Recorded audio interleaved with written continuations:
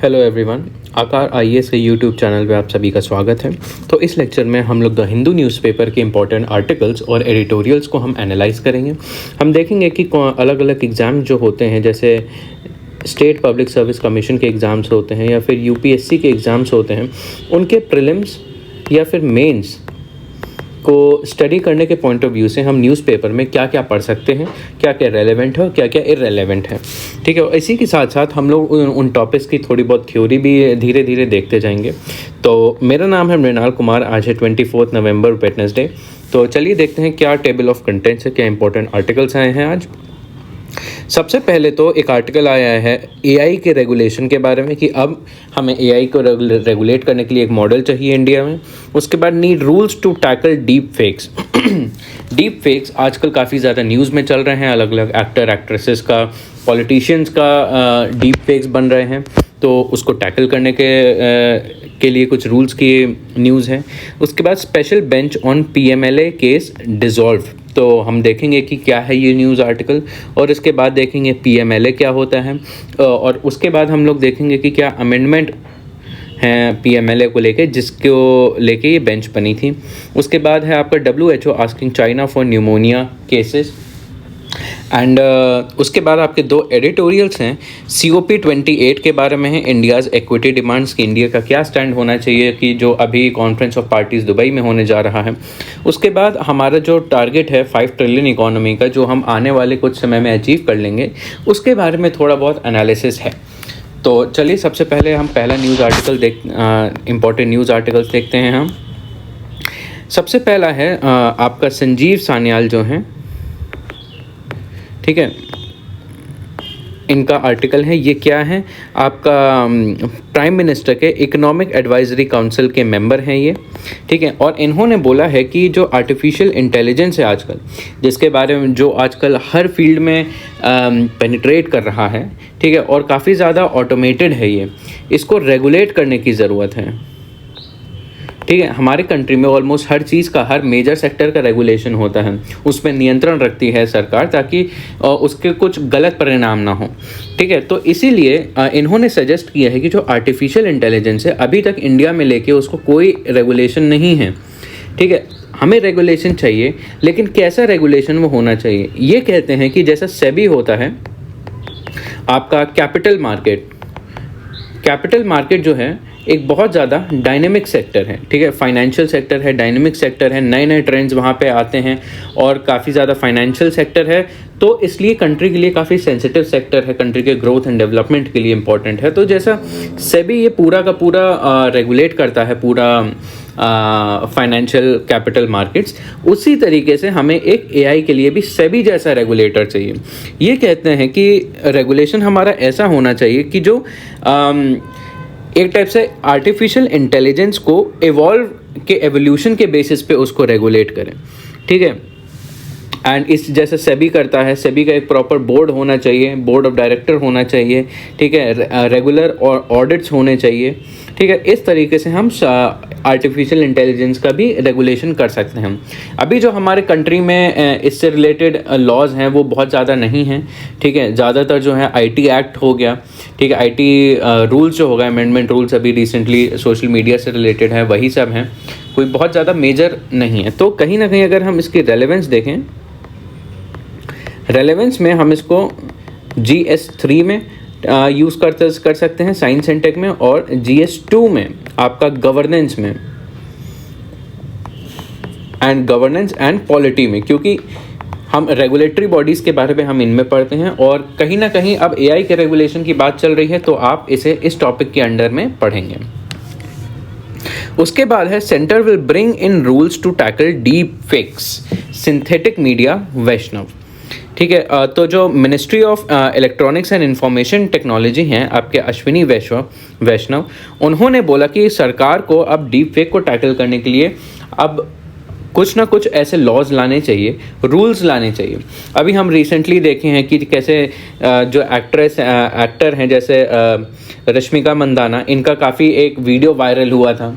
उसके अलावा social media पे अलग अलग पॉलिटिशियंस हो गए, प्रधानमंत्री जी हो गए, उनके वीडियोस डीप फेक के थ्रू कैसे मॉर्फ करके उन्हें फ़नी वीडियो या मीम के तौर पे बनाया जाता है। तो इस चीज़ को कम करने के लिए डीप फेक देखिए एक काफ़ी ज़्यादा डेंजरस टेक्नोलॉजी है, ठीक है।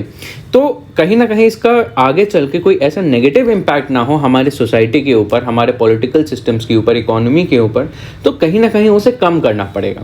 वैसे मैं आपको बता दूं डीप फेक होता क्या है कि जैसे मान लीजिए कोई वीडियो है जिसमें मैं बोल रहा हूं, ठीक है, एक स्क्रीन है जिसमें मैं बैठा हूं, मैं कुछ आपसे बात बोल रहा हूं और ये मैंने ओरिजिनल वीडियो बनाया, लेकिन किसी ने इस वीडियो को मेरे से लेके मेरी शक्ल की जगह किसी और की शक्ल लगा दी, और अब ये वीडियो में मेरी जगह ये वाला दूसरा आदमी वही सब बातें कर रहा है जो मैं कर रहा हूँ। तो एक टाइप से जो फेस है, फेस की अदला बदली हो गई, आपकी वॉइस की अदला बदली हो गई, या और भी किसी भी एक्शन का जो मैनिपुलेशन होता है आपके वीडियो में, किसी भी एक्शन को एक टाइप से कॉपी करना, उस चीज़ को कहते हैं डीप फेक, ठीक है। तो इसके बारे में हम थोड़ी बहुत थ्योरी देख लेते हैं, ठीक है। थ्योरी से पहले इसमें और क्या क्या चीज़ें बोली हैं, ये बोली हैं कि डीप फेक को काउंटर करने के 4 पिलर होने चाहिए, ठीक है। 4 पिलर की कौन कौन सी बात की है यहाँ पे देखिए। They are improving the detection of deep fakes, कि हम पहले आइडेंटिफाई करें कि डीप फेक क्या है क्या नहीं है। Preventing them from spreading rapidly, ठीक है, कि सोशल मीडिया पे अब डीप फेक जो है फैलते हैं, ठीक है, शेयर होते हैं, वायरल होते हैं। तो अगर कोई ऐसा नेगेटिव वाला इम्पैक्ट करने वाला डीप फेक है तो हम लोग उसको कैसे समय पे कंट्रोल कर सकते हैं, ठीक है। उसके बाद तीसरा है improving the content reporting mechanisms on social media, कि कैसे अगर कोई आइडेंटिफाई कर रहा है कि डीप फेक है, सोसाइटी में एक नेगेटिव इम्पैक्ट क्रिएट कर रहा है, इंटॉलरेंस क्रिएट कर रहा है, तो उसे रिपोर्ट कैसे जल्दी कर सकते हैं, ठीक है। For synthetic media currently timeline prescribe 72 hour limit for removing them, beyond which firms lose legal protection for such content. अभी जो रूल्स हैं वो आपके आईटी रूल्स जो अभी रिसेंटली उनमें अमेंडमेंट हुआ है, उसके तहत कोई भी सोशल मीडिया में अगर ऐसा कंटेंट होता है तो सोशल मीडिया की जिम्मेदारी होती है कि वो 72 घंटे के अंदर उसे रिमूव कर दे, वरना सोशल मीडिया का जो एक सेफ हार्बर होता है, सेफ हार्बर मतलब एक लीगल प्रोटेक्शन उसे मिलती है, वो उससे ले ली जाएगी। तो अभी बस इतना ही लॉ है, और कहीं ना कहीं हमें चौथा पिलर में एक ग्रेटर अवेयरनेस की ज़रूरत पड़ती है। ये बहुत ज़्यादा अच्छे पॉइंट है। अगर आप अपना मेंस का कोई भी आंसर लिख रहे हैं एंड उसमें अगर आप वे फॉरवर्ड लिखते हैं, वे फॉरवर्ड के पॉइंट ऑफ व्यू से ये काफ़ी ज़्यादा अच्छे पॉइंट्स हैं। एंड इसके बारे में अब हम और देखते हैं आगे कि डीप फेक क्या होता है। कि deep fake technology is a method for manipulating videos, images, audios utilizing powerful computers and deep learning, ठीक है। तो अलग अलग वीडियो हो गए, ठीक है, ऑडियो क्लिप्स हो गई, ठीक है, इमेजेस हो गई, तो इन सबको कैसे फेरबदल किया जा सकता है, इनके साथ इनको कैसे मैनिपुलेट करा जा सकता है, वो होता है डीप फेक। और इसको करा कैसे जाता है, आर्टिफिशियल इंटेलिजेंस को यूज़ करके। It is used to generate fake news and commit financial frauds among other wrongdoings, ठीक है। तो इसका ज़्यादातर जो है गलत इस्तेमाल ही किया जाता है। It overlays a digital composite over an already existing video, picture और audio, और cyber criminals use artificial intelligence technology। तो ये वही है जो मैंने आपको बताया कि एक ओरिजिनल फ़ोटो के ऊपर, एक ओरिजिनल वीडियो के ऊपर किसी और का चेहरा लगा देते हैं और ऐसा लगता है कि ये व्यक्ति ना हो कि दूसरा व्यक्ति ही इस इमेज में है, इस ऑडियो में है या फिर इस वीडियो में है।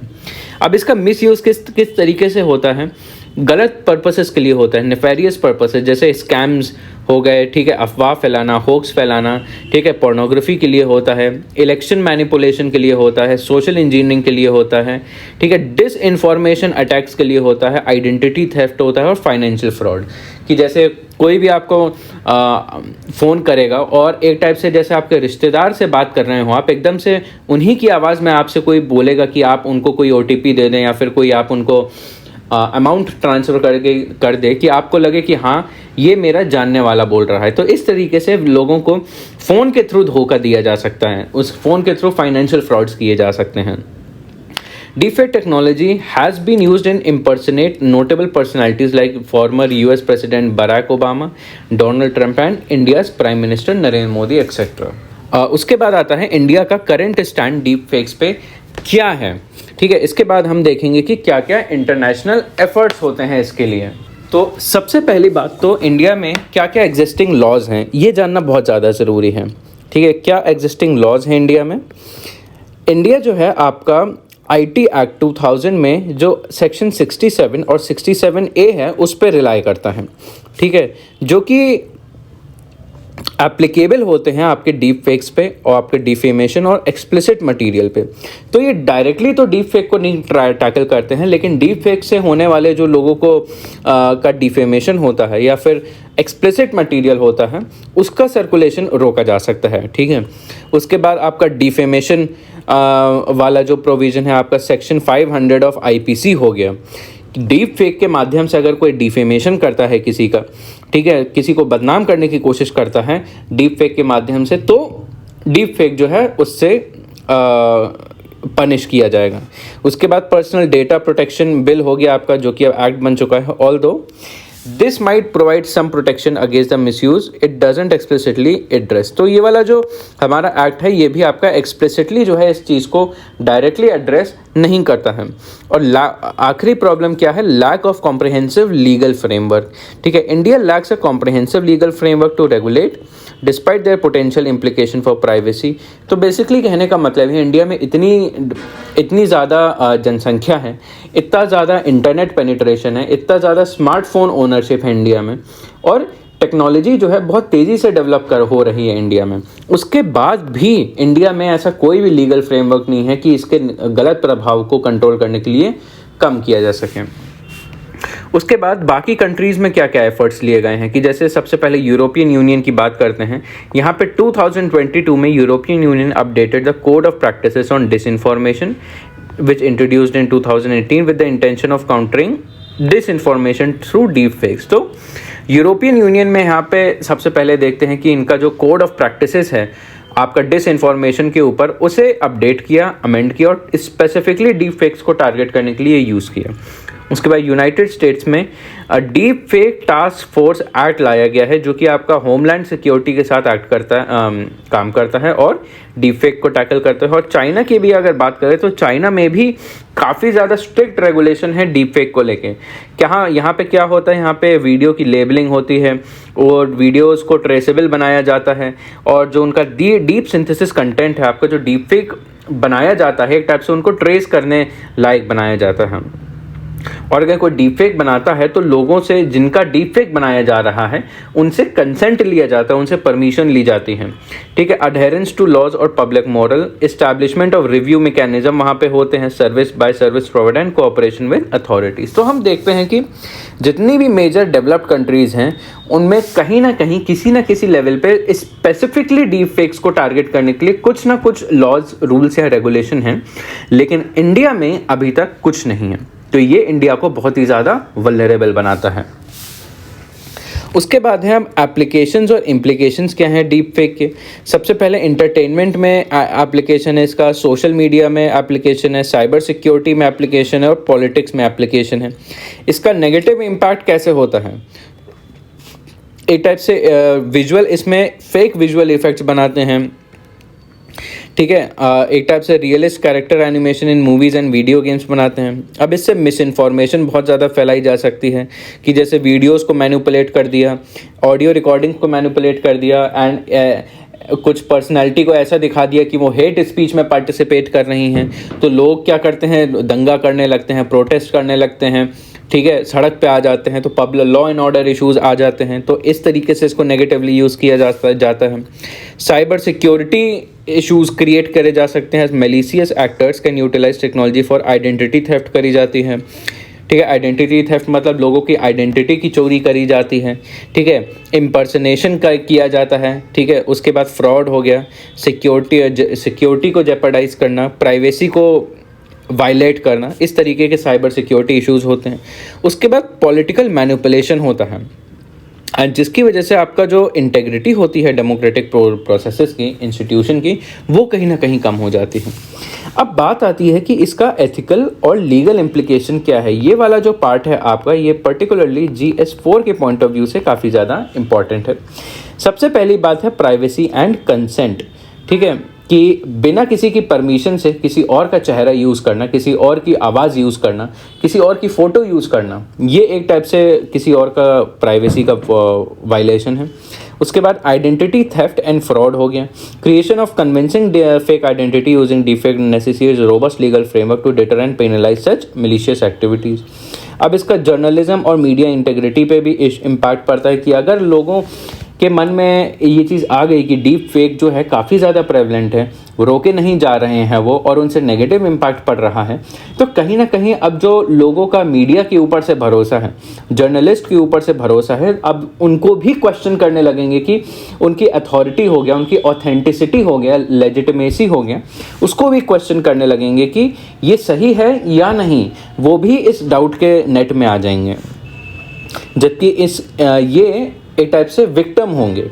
रेगुलेटरी चैलेंज है जो हमने अभी आर्टिकल में पढ़ रहे थे कि ये बहुत ज़्यादा कॉम्प्लेक्स फील्ड है, ऑलमोस्ट हर फील्ड से ये इंटरसेक्ट कर रहा है, बहुत ही तेज़ इवॉल्व होता हुआ फील्ड है और हर किसी के आसपास ये प्रेजेंट है। तो इतनी कॉम्प्लेक्स सिचुएशन के बाद इसको रेगुलेट कैसे किया जाए, ये एक बहुत बड़ी समस्या आती है।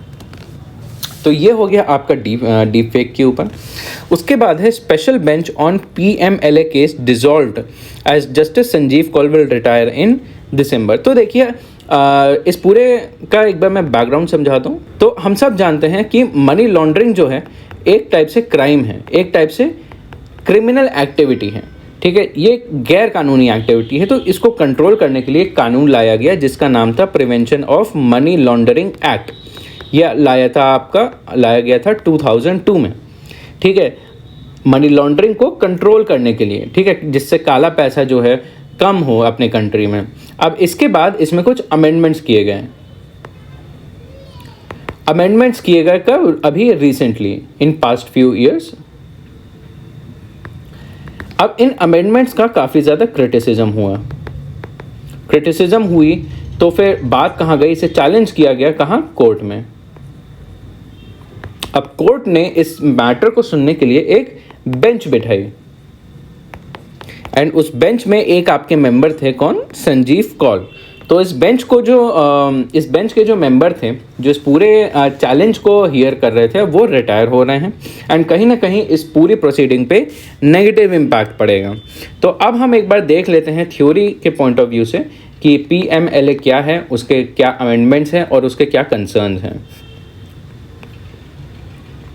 तो सबसे पहली बात तो हम देखते हैं मनी लॉन्ड्रिंग क्या है, ठीक है। Money laundering is the process of making large amount of money generated by criminal activities such as drug trafficking, terrorist funding appear to have come from a legitimate source.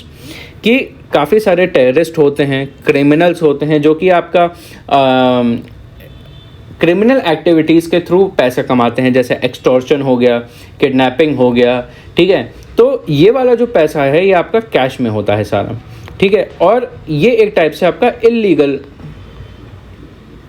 Illegal होता है and आपका unaccounted, ठीक है। और अगर पैसा ऐसा होता है तो बहुत ज़्यादा चांसेस होती हैं कि लोग सीधे के सीधे अगर पकड़े गए तो जेल में जाएंगे।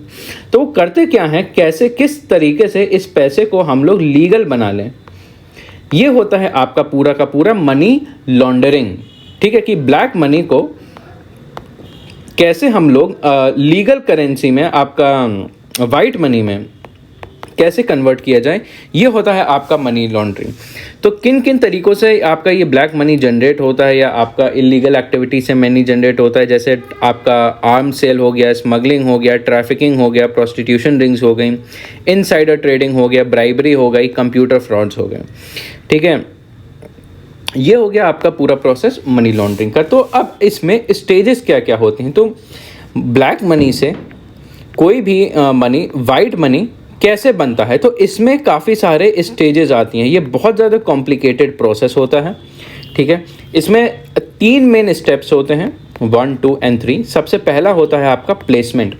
First stage is when the crime money is injected into the formal financial system. ठीक है, कि अभी तक जो है मनी जो है अपना आपका फाइनेंशियल सिस्टम से बाहर था, सबसे पहले मनी को फाइनेंशियल सिस्टम में एंटर कराना होता है। उसके बाद आता है layering. In second stage money injected into the system is layered and spread over various transaction with a view to obfuscate tainted origin of money. अब ये जो मनी है ये काफ़ी ज़्यादा अलग अलग तरीक़ों से ट्रांजैक्शन होता है, इसका कई सारे हाथ बदलते हैं इसके, इतनी तरीके से होता है ये कि इसे वापस ट्रेस बैक करना ऑलमोस्ट नामुमकिन होता है।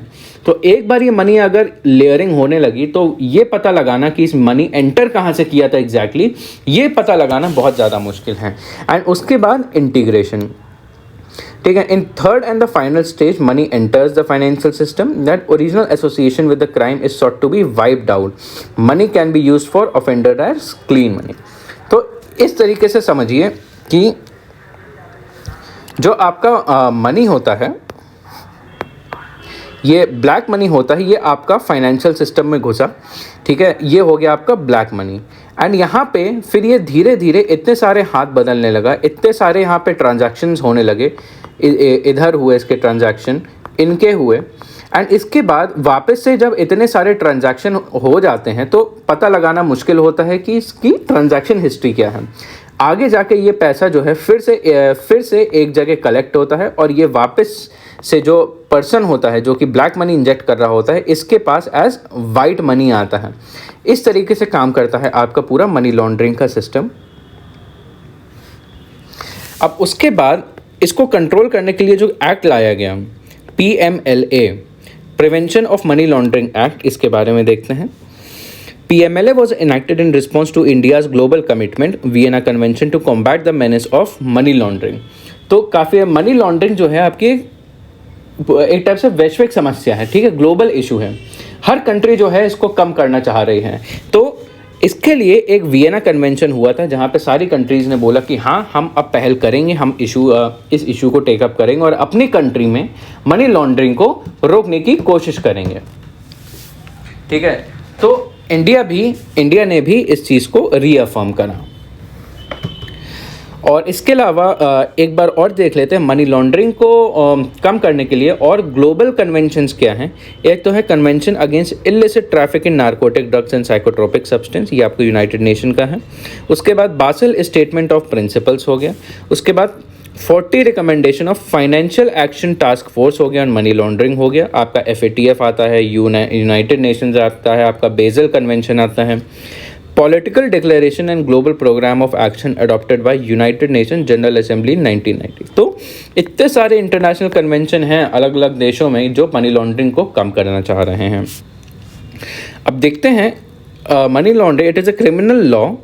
तो इट इज़ क्या है, ये क्रिमिनल लॉ में आता है। Enacted to prevent money laundering, provide for confiscation of property. ठीक है, तो बेसिकली क्या है कि ये एक क्रिमिनल लॉ है, आइडेंटिफाई करता है कि क्या मनी कौन सा मनी जो है लॉन्डर किया गया है एंड कौन सी जो प्रॉपर्टी है वो लॉन्डर्ड मनी से खरीदी गई है। तो जब ऐसी चीज़ आइडेंटिफाई करी जाती है तो उसका कॉन्फिस्केशन होता है, मतलब जब्त कर ली जाती है। ठीक है, it forms core of the legal framework put in place by India to combat. तो ये जो मेन कानून है इंडिया का मनी लॉन्ड्रिंग से निपटने का, ये आपका मेन लॉ है। Provision of this act are applicable to all financial institution, banks, mutual fund, insurance companies and their financial intermediaries. तो जितने भी आपके फाइनेंशियल इंस्टीट्यूशन हैं सब इस लॉ के अंडर में आते हैं। तो कोई भी ऑफिशियल फाइनेंशियल आपका इंस्टीट्यूशन मनी लॉन्ड्रिंग में इन्वॉल्व नहीं हो सकता। अब इसके ऑब्जेक्टिव क्या होते हैं कि जब्त कर लिया जाता है जो कि आपका मनी लॉन्ड्रिंग के द्वारा ख़रीदा जाता है कुछ, या फिर कुछ भी ऐसा ऑब्जेक्ट हो, प्रॉपर्टी हो। इसका ऑब्जेक्टिव ये क्या था और क्या था, एक लीगल फ्रेमवर्क इस्टेब्लिश करना, अपनी कंट्री में मनी लॉन्ड्रिंग और टेररिस्ट फाइनेंसिंग को कर्व करना कि जो टेरर ग्रुप्स होते हैं वो बहुत ज़्यादा मनी लॉन्ड्रिंग का इस्तेमाल करते हैं ताकि टेरर फंडिंग हो सके। उन्हें अलग अलग जो टेररिस्ट ऑपरेशन करने होते हैं उनके पास पैसा मनी लॉन्ड्रिंग के ही माध्यम से आता है। ठीक है, strengthen and improve the mechanism for investigation और प्रोसिक्यूशन हो गया। Enhance international cooperation to fight against money laundering. अब इसका अथॉरिटी कौन होता है, कौन ये अथॉरिटी है कि जहाँ भी मनी लॉन्ड्रिंग होता है उसको टैकल करने जाता है, वो है आपका इन्फोर्समेंट डायरेक्टोरेट। इनके पास अथॉरिटी होती है पीएमएलए को इन्फोर्स करने की और प्रॉपर्टी को कॉन्फिस्केट करने की। अब एक और बात देख लेते हैं कि अभी इसमें रिसेंटली अमेंडमेंट्स हुए हैं, ठीक है। तो अमेंडमेंट्स क्या थे कि सबसे पहली बात तो पॉलिटिकली एमिनेंट पर्सन्स, ठीक है, उनको डिफाइन किया गया, ठीक है। ये कौन है आपका, जैसे हेड ऑफ स्टेट गवर्नमेंट हो गया, सीनियर पॉलिटिशियन हो गया, senior government judicial military officers हो गए, सीनियर एग्जीक्यूटिव हो गए, पॉलिटिकल पार्टी ऑफिशियल हो गए, ठीक है। The amendment is in relation to foreign PEPs and not domestic ones. तो जो पॉलिटिकली एमिनेंट पर्सन्स होते हैं, जो पॉलिटिक्स में काफ़ी इन्वॉल्व रहते हैं, and that too foreign PEP, उनके लिए अमेंडमेंट लाया कि उनको आइडेंटिफाई किया जाएगा एंड उन पे थोड़ी ज़्यादा नज़र रखी जाएगी, ठीक है। Move brings legal uniformity and removes ambiguities, ठीक है। देयरफॉर इंडियाज, तो इस तरीके से जो लॉ है ये डोमेस्टिक लॉ नहीं, एक टाइप से इंटरनेशनल स्फीयर का भी अब लॉ बन जाता है, ठीक है।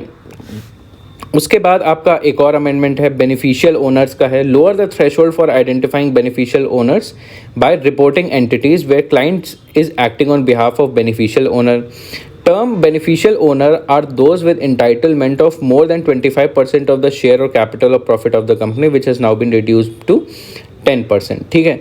ये आपका अमेंडमेंट हो गया। आपका एनपीओज हो गया, non profit organisation are now required to register detail of the clients if it's a non profit on the Darpan portal. तो नीति आयोग का एक दर्पण पोर्टल है जहाँ पे जितने भी आपके नॉन प्रॉफिट ऑर्गेनाइजेशन हैं उनको अपने क्लाइंट के डिटेल्स अपलोड करने होंगे। ये एक टाइप से आपको और ट्रांसपेरेंसी, फाइनेंशियल ट्रांसपेरेंसी लाने के लिए है। ड्यू डिलिजेंस डॉक्यूमेंटेशन रिक्वायर्ड, ठीक है। It now include submission of details, names of person holding senior math. तो बेसिकली अपने जितने भी ऐसे ऑर्गेनाइजेशंस होते हैं, पॉलिटिकली एमिनेंट पर्सन्स होते हैं, उनको अपने से रिलेटेड और भी ज़्यादा डिस्क्लोजर्स करने पड़ेंगे सरकार को, और दिखाना पड़ेगा ताकि एक प्रूफ बना रहे कि हाँ यहाँ पे मनी लॉन्ड्रिंग नहीं चल रहे हैं। और यही नहीं, ये वाला आपका बहुत इंपॉर्टेंट पॉइंट है। अब जो आपका क्रिप्टो करेंसीज हैं ये भी आपका मनी लॉन्ड्रिंग एक्ट में इंक्लूड होने लगा है कि जैसे उनको वर्चुअल डिजिटल एसेट ट्रेड बोला है, ठीक है। और इनको मैंडेट किया गया है crypto exchange and intermediaries dealing in virtual to maintain KYC. तो क्रिप्टो एक्सचेंज वाली जितनी भी आपने ऐप देखी होंगी अब, ठीक है, जितनी भी एप्लीकेशंस हो गया या कोई गेम हो गया, उसमें अब आपको अगर क्रिप्टो की ओनरशिप ले रहे हैं आप, तो उसके लिए आपको केवाईसी भी सबमिट करना पड़ेगा। वो इसलिए है ताकि जो आपके क्रिप्टोज होते हैं और एनएफटीज होते हैं, नॉन फंजेबल टोकन होते हैं, उनका कोई भी मिसयूज़ ना किया जा सके। ये हो गया आपका पूरा मनी लॉन्ड्रिंग। फिर अगला आर्टिकल आता है WHO asks China for more information on rise of illness in pneumonia clusters. तो अभी रिसेंटली ये पाया गया कि जो चाइना है उसका जो नॉर्दर्न रीजन है वहाँ पे एक टाइप से लोग काफ़ी ज़्यादा बीमार पड़ने लगे हैं, फिर से बहुत ज़्यादा बीमार पड़ने लगे हैं, एंड उनको निमोनिया के तरीके की काफ़ी दिक्कतें आने लगी हैं, ठीक है। रेस्पिरेटरी डिजीज़ होता है वो। तो अब क्योंकि हम सब लोग जानते हैं चाइना इस मामले में काफ़ी ज़्यादा बदनाम हो चुका है, क्योंकि कोविड-19 जो है आपका वहीं से बोला जाता है कि ओरिजिनेट हुआ है।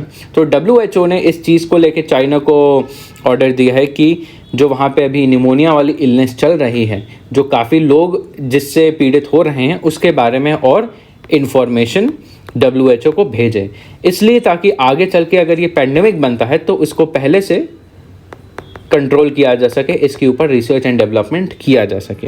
हालांकि इस चीज़ को चाइना डिनाई करता है और कहता है कि इस चीज़ का कोई प्रूफ नहीं है कि ये बहुत डेंजरस चीज़ है।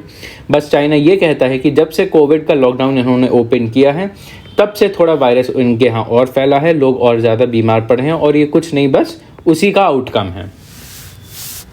अब देखते हैं हम क्या क्या इंपॉर्टेंट एडिटोरियल एनालिसिस हैं, एडिटोरियल्स आए हैं, हम उनका एनालिसिस देखते हैं। तो दो मेन आपके आर्टिकल्स आए हैं about conference of parties 28 India's equity demand. तो सबसे पहले मैं इसका रेलेवेंस समझा दूं।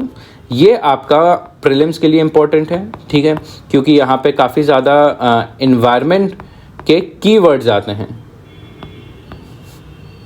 कीवर्ड्स कैसे आते हैं आपके, जैसे कार्बन बजट हो गया, ठीक है, आपका कार्बन न्यूट्रलिटी हो गया, एक्सेट्रा। ठीक है। एंड अगर हम मेंस की अगर बात करें, मेंस में ये आपका GS3 में आपका इन्वायरमेंट एंड बायोडाइवर्सिटी में आता है, एंड आपका ग्लोबल इन्वायरमेंटल गवर्नेंस, इस पॉइंट ऑफ व्यू से आपको इस पूरे आर्टिकल को तैयार करना है। एंड अगर मैं आपको समरी बताऊं, यहाँ पे इन्होंने ये बात करी कि अब आगे आने वाले समय में COP28 होगा दुबई में, तो अब जब होगा तो इट इज़ इम्पॉर्टेंट कि हम एक बार पीछे देखें, हम देखें कि बाकी कंट्रीज़ का क्या प्रोग्रेस रहा है। यहाँ पे कॉन्फ्लिक्ट की बात करी है जो आपका डेवलप्ड और डेवलपिंग कंट्रीज़ को लेके होता है। यहाँ पे कॉमन बट डिफरेंशिएटेड रिस्पॉन्सिबिलिटी की बात करी गई है, और ये बताया गया है कि इंडिया का क्या सिनेरियो है कार्बन बजट में। ठीक है। इंडिया का क्या एक टाइप से रोल होना चाहिए इस वाली कॉन्फ्रेंस में। ठीक है। और कैसे इंडिया एक टाइप से ब्रिज कर सकता है अलग अलग इश्यूज जो आपके कार्बन बजट को लेके होते हैं। ठीक है। तो अब देखते हैं सबसे पहले बैकग्राउंड। तो जो आपका अलग अलग कॉन्फ्रेंस ऑफ पार्टीज़ हैं, ये आपके शुरू हुए थे UNFCCC से, जो कि आपकी 1992 में हुई थी। यहाँ पे ये बोला गया कि जो डेवलपिंग कंट्रीज़ हैं उनका सबसे पहली बात तो पर कैपिटा एमिशन काफ़ी लो है, कि अगर डेवलपिंग कंट्री का हर व्यक्ति के हिसाब से एमिशन देखें कि मान लीजिए कंट्री में 100 लोग रहते हैं, तो पर व्यक्ति कितना ज़्यादा एमिट कर रहा है कार्बन डाइऑक्साइड को, उसे हम कहते हैं पर कैपिटा एमिशन। तो डेवलपिंग कंट्रीज़ में ये फ़िलहाल काफ़ी ज़्यादा कम है। लेकिन 1992 में ये भी बोला कि डेवलपिंग कंट्रीज़ का जो शेयर है आपका एमिशंस का, वो आगे चल के ग्रेजुअली इंक्रीज़ होएगा। अब उसके बाद यहाँ पे बैकग्राउंड में एक और बात करी है कि इस वाले कॉन्फ्रेंस में हमने एक प्रिंसिपल अपनाया था, सिद्धांत अपनाया था क्या, common but differentiated responsibility and respective capabilities.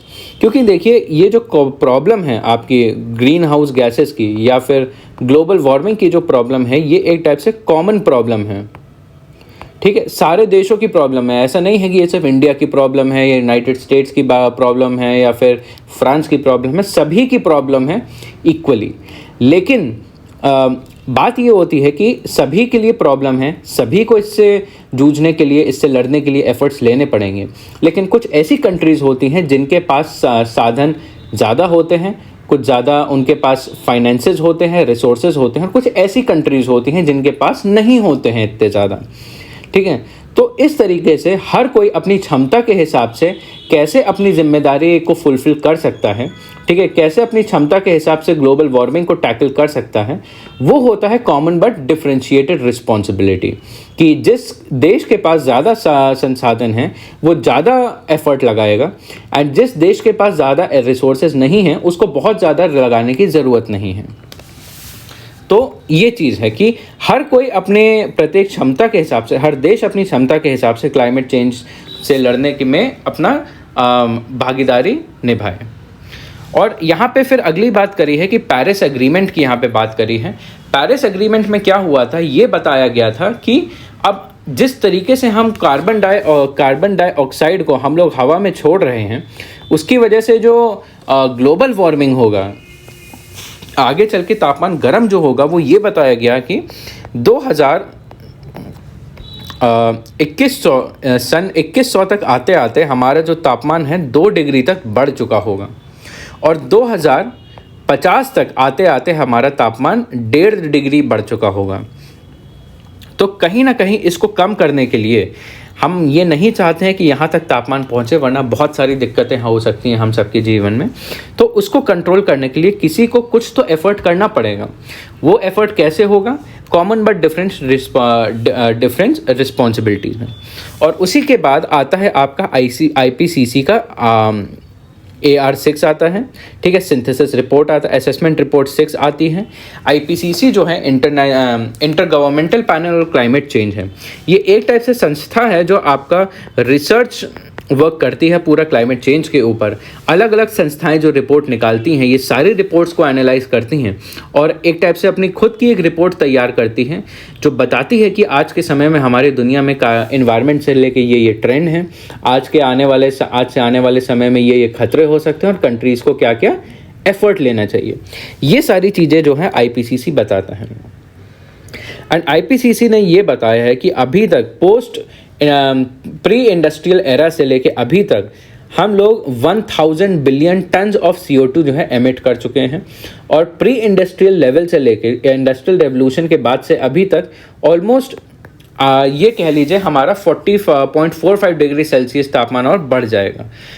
ठीक है, तो कहीं ना कहीं तापमान को कम रखने के लिए हमें कार्बन डाइऑक्साइड को कम रखना होगा, क्योंकि ये डायरेक्टली रिलेटेड है। ये दोनों, कार्बन डाइऑक्साइड रिलीज होगा, तापमान बढ़ेगा, तो इसको कम करने के लिए कार्बन डाइऑक्साइड कंट्रोल करेंगे।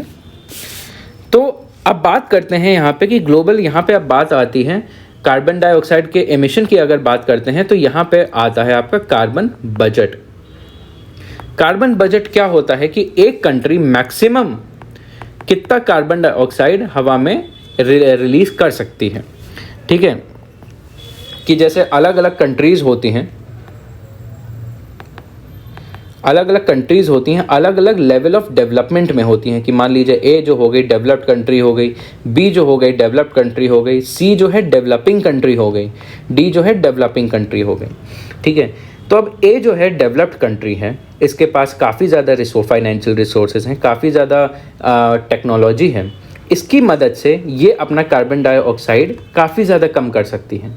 ठीक है, और पास्ट में अगर हम पीछे की बात करें तो इन दोनों कंट्रीज़ ने पहले बहुत ज़्यादा कार्बन डाइऑक्साइड एमिट करा है यहाँ तक आने के लिए। तो अब जो है इनका जो कार्बन बजट है, कार्बन बजट एक समय तक के लिए होता है। मान लीजिए 2050 तक की बात करें, इन कंट्रीज़ के पास होता है मान लीजिए 50 टन ऑफ CO2 ये लोग एमिट कर सकते हैं। इनके पास एक कोटा होता है, ये होता है कार्बन बजट।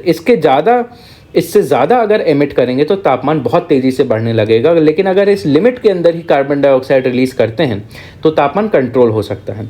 अब क्योंकि जो C&D कंट्री हैं, मान लीजिए डेवलपिंग कंट्री हैं, ठीक है, इनके पास ज़्यादा रिसोर्सेज नहीं हैं, तो डेवलप होने के लिए इनको एनर्जी की ज़रूरत पड़ेगी। एनर्जी मतलब जैसे फॉसिल फ्यूल एनर्जी हो गई, आपका पेट्रोल हो गया, डीजल हो गया, आपका कोल हो गया। डेवलपमेंट के लिए एनर्जी चाहिए होती है, एनर्जी फॉसिल फ्यूल से आती है, तो इनको डेवलप होने के लिए कार्बन डाइऑक्साइड ज़्यादा ये लोग रिलीज़ करेंगे। एंड ठीक भी है, क्योंकि हर कंट्री को हक है खुद को डेवलप करने का। ये कंट्रीज़ जो हैं डेवलप हो गई हैं, अब इनको भी अधिकार है डेवलप होने का, तो इनको ज़्यादा कोटा मिलता है। इनको कहा जाता है कि आपको इनके लेवल तक आते आते 100 टन ऑफ कार्बन डाइऑक्साइड आप रिलीज़ कर सकते हैं। तो आपका कोटा जो हो गया वो हो गया आपका 100 का यूनिट्स ऑफ कार्बन डाइऑक्साइड। तो ये होता है आपका carbon budget. It is the maximum cumulative carbon dioxide emission from pre industrial level what is required to reach net zero. अब आईपीसीसी ने बोला है कि अभी तक 2019 तक हमारा जो अर्थ है, ऑलमोस्ट आपका 1750 से लेके 2019 तक हमारा जो अर्थ है आपका 1.7 डिग्री सेल्सियस वार्म हो गया है और ज़्यादा गर्म हो गया है। और अभी तक हमारा जो टोटल ग्लोबल कार्बन बजट है, ठीक है, उसका हमने 4/5 of the carbon budget already हमने यूज़ कर लिया है। It is already depleted. हमारे पास बस अब 1/5 कार्बन बजट बचता है। तो हमारे पास अब छूट जो है कार्बन डाइऑक्साइड को रिलीज़ करने की, एमिट करने की, वो अब बहुत कम हो गई है। और ये भी बताया है जिस हिसाब से हम लोग चल रहे हैं, अब सिर्फ 50% ही चांस है हमारा 1.5 डिग्री सेल्सियस को रीच करने का। उस हिसाब से हमें नेट ज़ीरो तक पहुंचना पड़ेगा। नेट ज़ीरो मतलब है कि भाई कोई भी कंट्री जो है, ठीक है, जितना ज़्यादा कार्बन डाइऑक्साइड रिलीज़ कर रही है, ऐड कर रही है एटमॉस्फेयर में, उतना ही ज़्यादा कार्बन डाइऑक्साइड एब्जॉर्ब कर रहा है। ठीक है, कार्बन डाइऑक्साइड निकलता कैसे है? आपका इंडस्ट्री से निकलता है, आपका एग्रीकल्चर से निकलता है, आपका ट्रांसपोर्टेशन से निकलता है। लेकिन जो कम किससे होता है आपका CO2 एमिशन, जैसे आपका सोलर एनर्जी हो गया, विंड एनर्जी हो गया, ठीक है, आपका एफॉरेस्टेशन हो गया। तो कंट्री जो है इतने एफर्ट्स लगाए कि उस कंट्री में कार्बन डाइऑक्साइड एब्जॉर्ब बहुत ज़्यादा होने लगे। और जब एमिशन और एब्जॉर्प्शन जब बराबर हो जाता है तब उसे कहते हैं हम नेट ज़ीरो। तो उस हिसाब से जो यूनाइटेड स्टेट है, इसको नेट ज़ीरो जो है स्टेटस 2025 तक रीच करना होगा, जर्मनी को 2030 तक, यूरोपियन यूनियन को 2030 तक। अब ये जो एमिशंस हैं, ठीक है, कार्बन डाइऑक्साइड का रिलीज़ है हवा में जो जा रहा है, उसकी जिम्मेदारी किसकी है? असल में कौन जिम्मेदार है अभी तक जो हो रहा है? आईपीसीसी जो रिपोर्ट है वो कहता है कि जो डेवलप्ड कंट्रीज़ हैं, जो विकसित देश हैं जैसे United states, Germany, France, UK, European union, ठीक है, इनकी रिस्पॉन्सिबिलिटी है। और इंडिया का अगर देखें, एशिया और इंडिया का, इनका परसेंटेज की अगर बात करें, अभी तक मान लीजिए अगर 100 यूनिट्स अभी तक कार्बन डाइऑक्साइड की सारी कंट्रीज़ ने रिलीज़ करी हैं, तो एशिया और इंडिया ने मिल के ऑलमोस्ट, इंडिया ने सिर्फ 4% ही रिलीज़ किया है, तो मतलब बहुत कम हिस्सा। और यहाँ पे दुनिया की 24% पॉपुलेशन रहती है। और अगर पर कैपिटा एमिशन की बात करें, अलग अलग देशों में पर व्यक्ति कितना ज़्यादा एमिट करता है वो देखें, तो वो है साउथ एशिया में आपका 1.7 ton CO2 per capita income होता है, सॉरी पर कैपिटा एमिशन होता है। यूनाइटेड स्टेट्स की बात कर रहे हैं तो लगभग ऑलमोस्ट 13-14% ज़्यादा होता है, कितना 15.4 टन्स। और वर्ल्ड का जो एवरेज है वो है आपका 6.6 टन्स पर कैपिटा एमिशन। तो इंडिया का देखिए दुनिया में one of the lowest per capita emission है, ठीक है, एशिया में आप कह लीजिए। एंड उसके बाद अब कार्बन बजट जो है इंडिया के लिए क्यों इम्पोर्टेंट है? अब देखिए हर किसी के पास एक लिमिटेड अमाउंट होता है कार्बन डाइऑक्साइड का रिलीज़ का, ठीक है, कि मान लीजिए इंडिया को बोला गया कि उसके पास 15 टन CO2 है। इंडिया अगले 10 साल में इतना अगर CO2 एमिट करे तो इंडिया का जो कंट्रीब्यूशन है ग्लोबल वार्मिंग के लिए वो एक टाइप से पॉजिटिव कंट्रीब्यूशन रहेगा, ठीक है। लेकिन अगर इंडिया इससे बहुत ज़्यादा इंक्रीज़ कर देता है तो कहीं ना कहीं और ज़्यादा ग्लोबल वार्मिंग होने लगेगी। तो ये जो 50 टन्स ऑफ CO2 है ये एक टाइप से बहुत प्रेशियस रिसोर्स है, क्योंकि डेवलपमेंट के लिए ये खर्च होता है, ठीक है। तो इसको बहुत स्ट्रैटेजिकली यूज़ करना है, स्ट्रैटेजिक नेशनल रिजर्व के तौर पे इसे इस्तेमाल करना है, जो कि रैपिडली डिप्लीट हो रहा है। हमें इसको और जुडिशली यूज़ करना चाहिए। इम्पॉर्टेंस इसलिए हो जाती है क्योंकि आजकल अगर दुनिया की बात करें, दुनिया में ऑयल जो है 30% यूज़ हो रहा है, कोल जो है आपका 27%, गैस जो है 27% और रिन्यूएबल एनर्जी का शेयर बहुत कम है। तो हमारी डिपेंडेंस तो हमारी बहुत ज़्यादा है, लेकिन हमारे पास जो शेयर है, ठीक है, जो हमारा कोटा है वो और ज़्यादा कम होता जा रहा है। तो इसलिए बहुत इम्पॉर्टेंट है कि हम लोग बहुत सोच समझ के, समझदारी से अपना कार्बन बजट को इस्तेमाल करें। एंड ये जो आपका डेटा है कि प्रेजेंटली आज के समय में जो नॉन रिन्यूएबल है वो बहुत ज़्यादा डोमिनेंट है।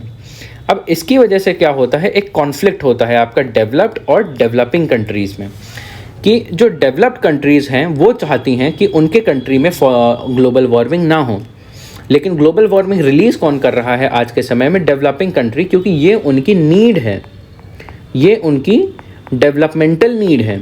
ये वाले देश तो डेवलप्ड हो चुके हैं, लेकिन अब ये जब डेवलप हो रहे हैं ये CO2 एमिट कर रहे हैं। ये CO2 से इम्पैक्ट कहाँ पे पड़ रहा है? डेवलप्ड कंट्रीज़ में। यहाँ पे हीट वेव आ रहे हैं, यहाँ पे साइक्लोन आ रहे हैं। तो डेवलप्ड कंट्रीज़ हैं, ये डेवलपिंग कंट्री पे दबाव डालती हैं कि देखिए आप महंगी टेक्नोलॉजी को यूज़ करिए, महंगी रिन्यूएबल टेक्नोलॉजीज़ को यूज़ करिए, उन पर ज़्यादा जोर डालिए। इन पे एक टाइप से मजबूर कर देते हैं कि आप डेवलपमेंट पे नहीं, अब क्लाइमेट चेंज पे फोकस करिए एंड अपना रिन्यूएबल्स को अडॉप्ट करिए।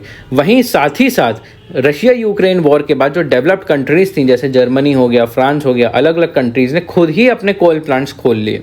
तो कहीं ना कहीं ये एक टाइप से कॉन्ट्रडिक्शन जो है,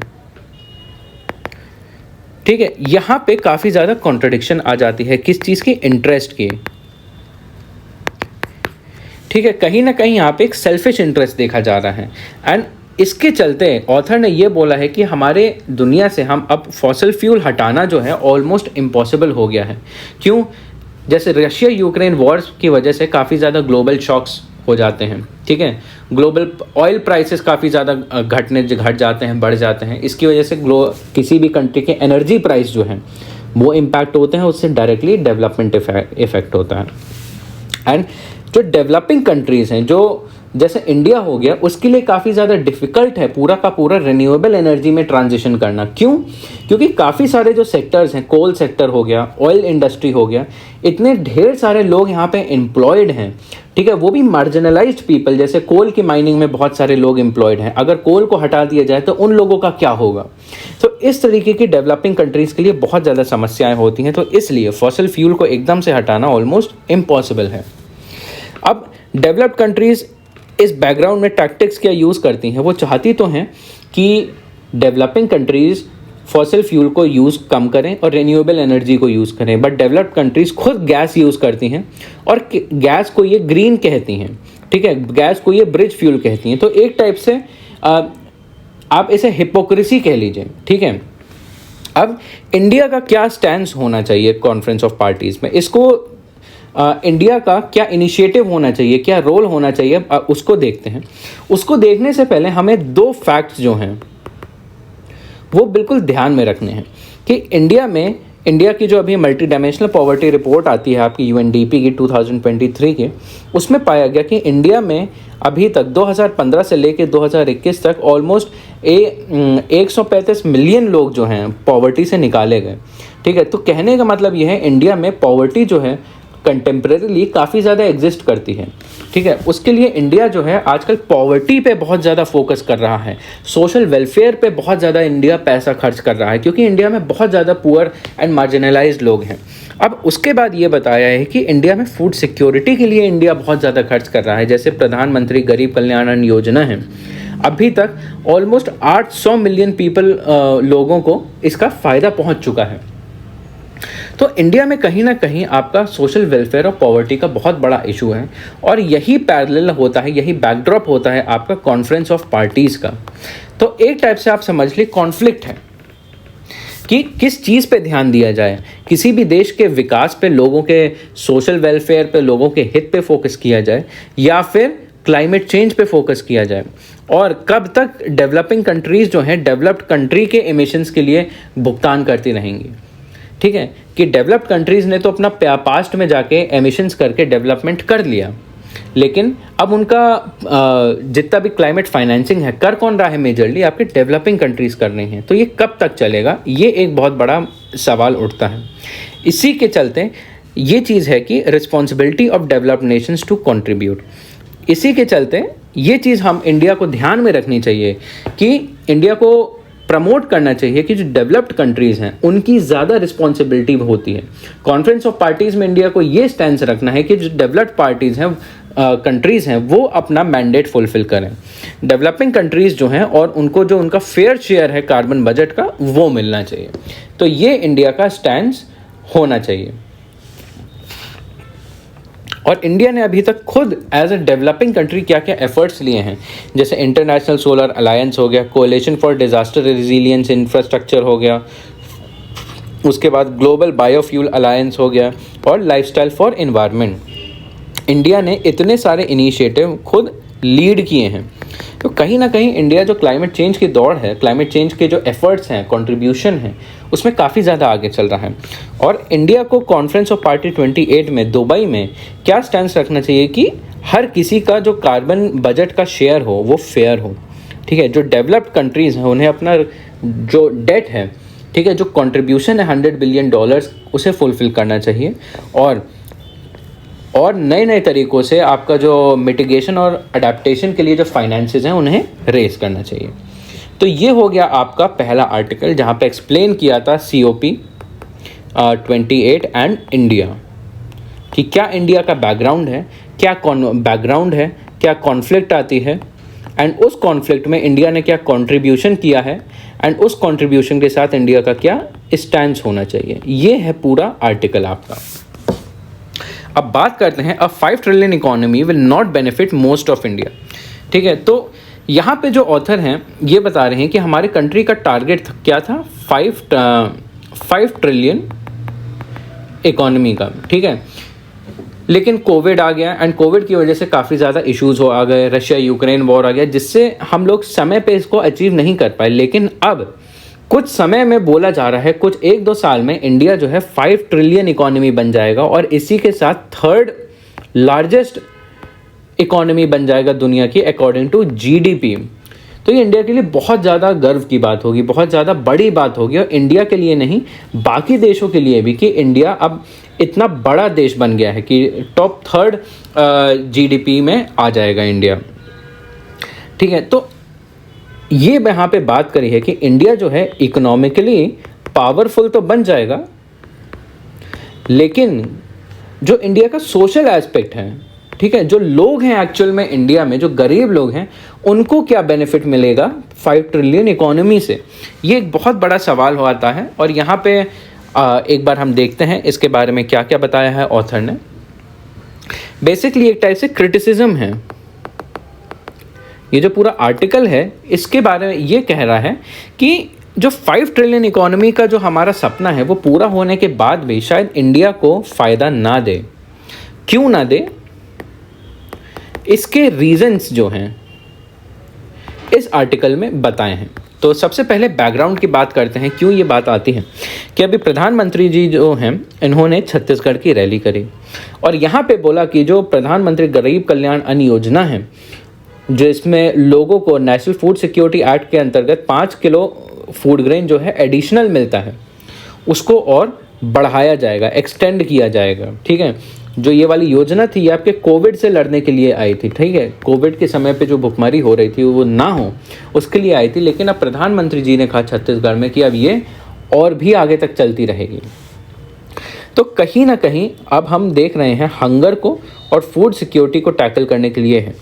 तो अब यहाँ पे 2 चीज़ें आती हैं। देखिए, अभी इंडिया में ऑलमोस्ट 80 करोड़ लोग जो हैं आपका फूड सिक्योरिटी के इश्यूज से सफ़र कर रहे हैं एंड वो फूड ग्रेन्स को फ्री में पा रहे हैं। कहने का मतलब है 80 करोड़ पीपल जो है अभी तक खाने के लिए सरकार पे डिपेंड होते हैं, और वहीं इंडिया कुछ समय में 5 ट्रिलियन इकोनॉमी बनने वाला है। तो एक टाइप से बहुत बड़ा कॉन्ट्रडिक्शन है। इसके बारे में यहाँ पे अब और आगे देखते हैं। तो यहाँ पे एक टाइप से केस स्टडी की बात करी है। यहाँ पे केस स्टडी हो गया या फिर आपका एग्जाम्पल हो गया। क्या एग्जाम्पल है हम एक बार देखते हैं। यहाँ पे जापान का इंसिडेंट लिया है।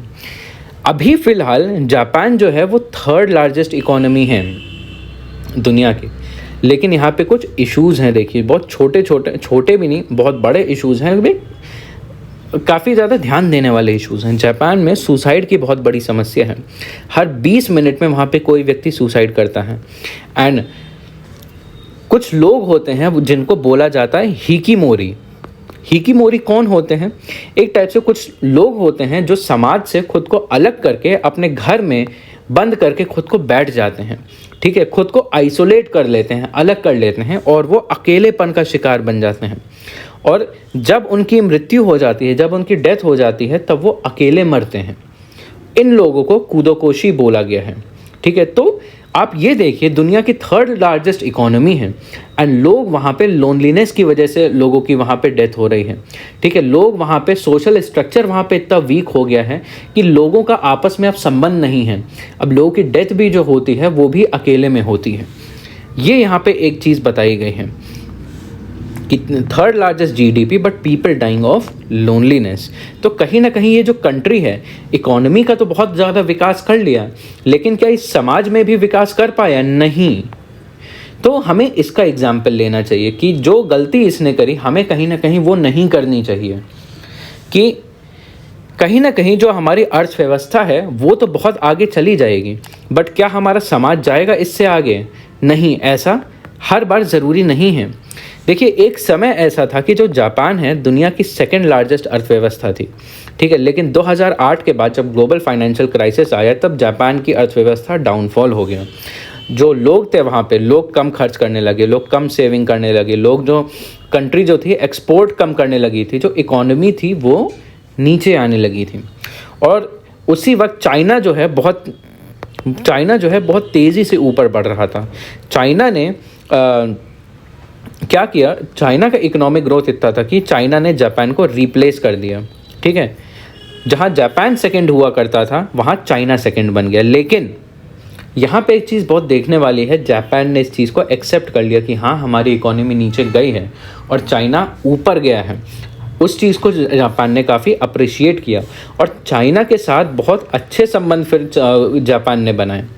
तो यहाँ से एक लेसन क्या मिलता है कि जापान हैज़ गुड रिलेशंस अपने कॉम्पिटिटर जो है, ठीक है, अपना जो प्रतिद्वंदी है उसके साथ जापान ने काफ़ी अच्छे रिलेशंस बनाए हैं। तो यहाँ पे कहीं ना कहीं जो ईगो है, ठीक है, भले ही जापान जो है अपनी इकोनॉमिक डेवलपमेंट की जर्नी में पीछे आ गया, लेकिन उसने अपना ईगो साइड करके अपने कॉम्पिटिटर से दोस्ती कर ली, ठीक है। और अभी अपने इस एटीट्यूड की वजह से पिछले 14 सालों से जापान जो है 3rd लार्जेस्ट इकोनॉमी है दुनिया में। अब देखिए जापान में असल में हुआ क्या था, तो ये एक टाइप से लेसन की तरह है, ये काफ़ी अच्छा है। आप इसको एक टाइप से एस्से में भी यूज़ कर सकते हैं, एस्से में अलग अलग जगहों पे ये वाला जो छोटा सा टॉपिक के बारे में बात करें।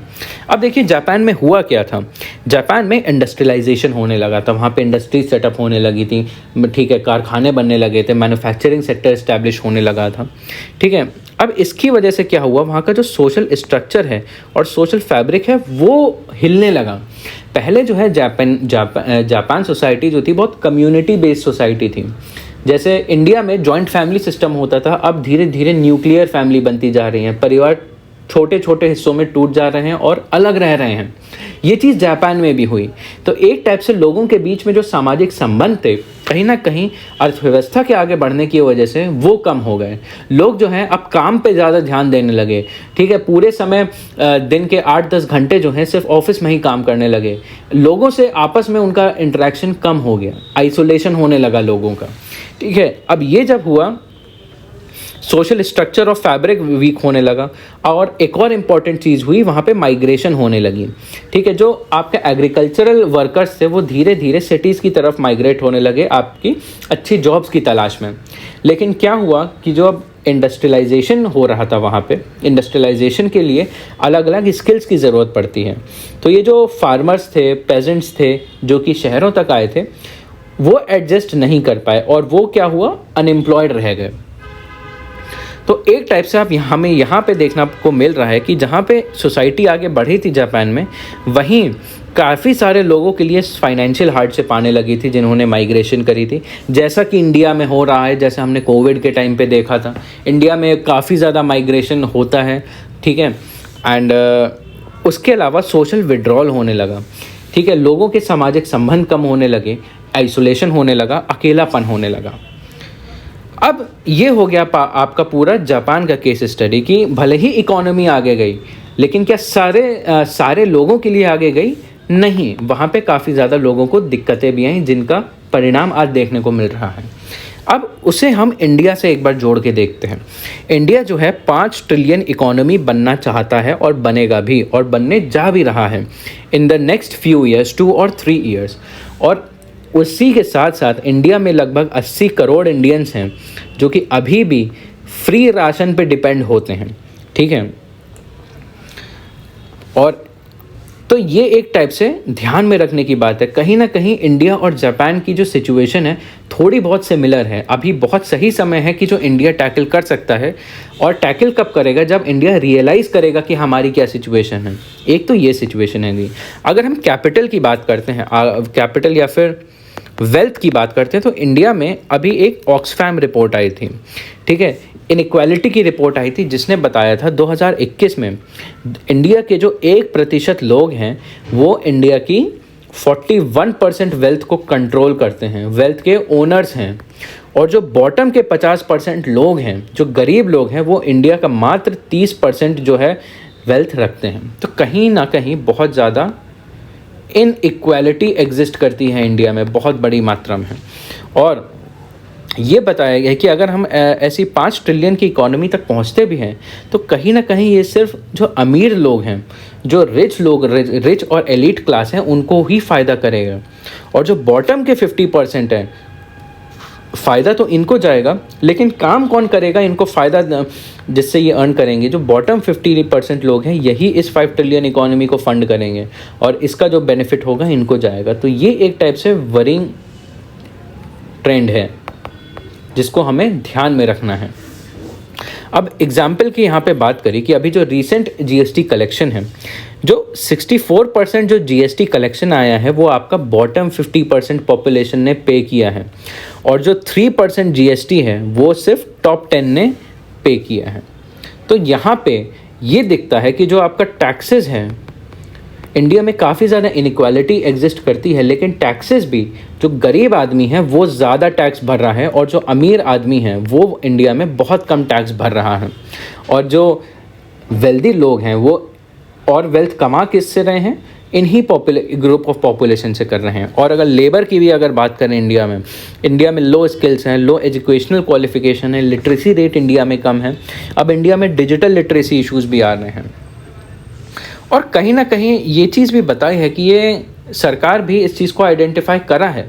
ठीक है, इसके लिए काफ़ी सारे इनिशिएटिव भी लिए हैं, जैसे डिजिटल इकोनॉमी है, 5 ट्रिलियन को रीच करने के लिए फाइनेंशियल फिनटेक रिफॉर्म्स किए गए हैं, एनर्जी ट्रांजिशन करने की बात हो रही है, climate change, insolvency, bankruptcy, make in India, और ये सब कुछ आपका इंक्लूसिव ग्रोथ की कैटेगरी में आता है। एक टाइप से इंडिया ऐसे ब्रांड करता है क्या कि ये सब कुछ इंक्लूसिव ग्रोथ, समावेशी विकास के लिए ये सब किया जा रहा है।